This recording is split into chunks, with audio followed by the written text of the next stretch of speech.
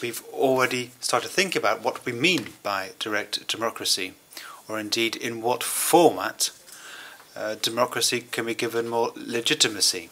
Confucius had something to say about this several hundred years ago. If you explain something to me, I'll forget it. If you show me, I'll remember. But get me involved and I'll understand. And I think that really is a motto for a European Citizens Initiative that could be very useful, because getting people involved, getting people to participate, really helps people to understand the processes. We try to be very flexible, and we've been looking very much into the possibilities how to verify the signatures, and at the same time how not to overburden the member states with this role. So we are speaking about the verification, not about authentication. So what would be enough for the Commission would be so-called random sample checks. The proposal must relate to an EU subject, and it must be of an issue in which the Commission has powers. I think that the way it is written in the Lisbon Treaty, it is too restrictive. The proposal should relate to any subject which the EU can control, not only in the issues what Commission can control. We all talk about the democratic deficit and the distance between Europe and the citizens, and this is certainly an effort to try and bridge that gap.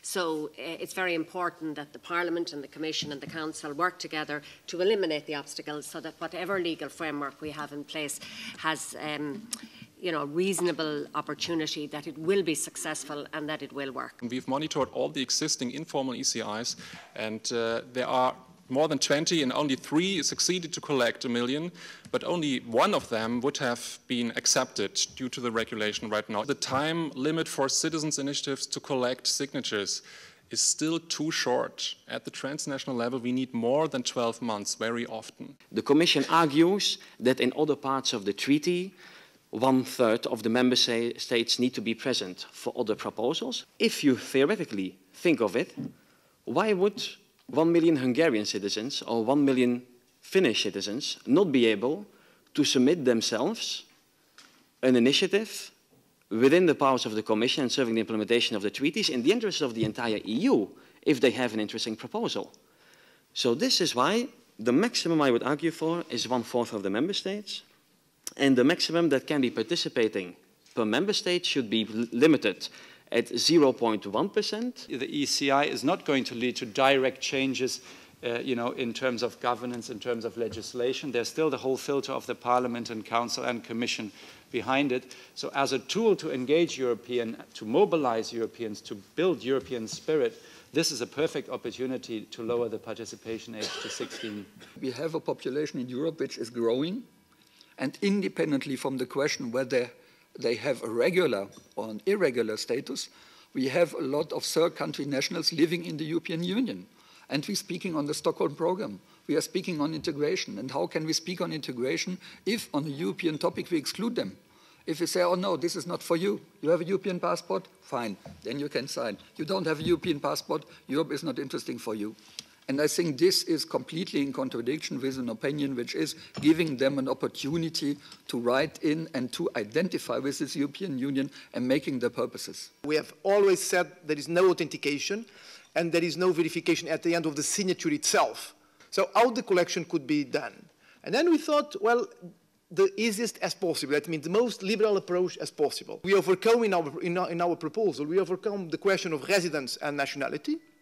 We just said, okay, so when you sign, you give a reference of an identification document, and the authority of the member state which delivered this document should be capable of controlling if you exist and if the data is correct. We think that a common set of procedural requirements should be set at EU level. That is to say that member states should not be able, in our idea, to put in place specific provisions at national level. We have to go to the most integrated, the most cosmopolitan and open, welcoming definition of what we can give to political citizenship, and really not limit ourselves to country of citizenship.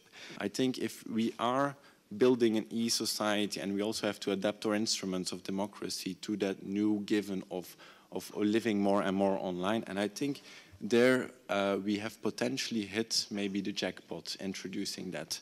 Commission responsibility is bigger than the responsibility provided by the treaty. So it's not only for the Commission to decide on the admissibility. It is also for the Commission to say who's responsible when it's not the Commission who's responsible.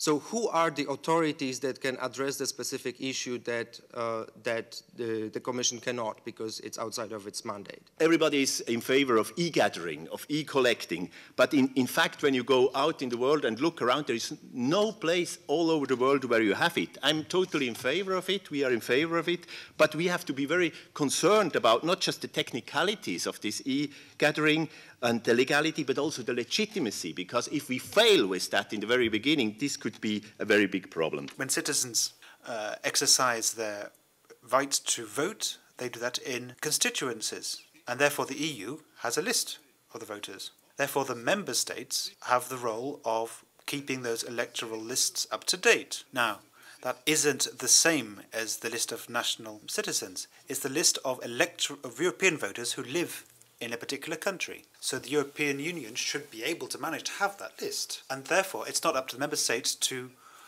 control that list or check that list. The admissibility of an initiative should, in our view, be dealt with as a matter of law. It would not be, for example, within the powers of the Commission to propose legislation that would breach the fundamental rights as set out in the Charter or in the case law of the Court. So an initiative requesting such legislation would violate fundamental rights and would just be inadmissible from the start. Nevertheless, citizens could have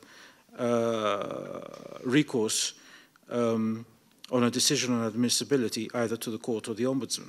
I see this new, exciting right as something that can really help us to make Europe live and make there be a real dialogue and a real possibility for the first time for our citizens across Europe to feel that they can push the button to get some form of legislation at a European level that they would like to see.